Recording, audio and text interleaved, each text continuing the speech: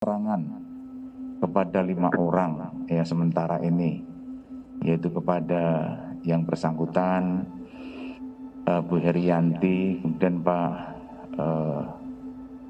Darmawan itu ya, dan dengan teman-temannya yang saudara yang lain yang mengetahui, dan ada nanti ahli juga kami minta keterangan di sana. Kepolisian Daerah Sumatera Selatan memastikan saldo di rekening anak Akiditio, Herianti, tidak mencukupi untuk sumbangan 2 triliun rupiah seperti yang dijanjikan. Informasi tersebut didapatkan dari Bank Mandiri sebagai bank penyimpan dana.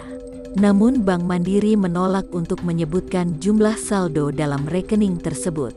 Polisi memastikan penyelidikan akan tetap dilakukan termasuk meminta keterangan sejumlah saksi dan pihak perbankan. Sementara itu PPATK memastikan hingga saat ini tidak ada transaksi 2 triliun rupiah dalam rekening keluarga Akiditio. Karena itu, hibah 2 triliun rupiah dapat dikategorikan transaksi mencurigakan.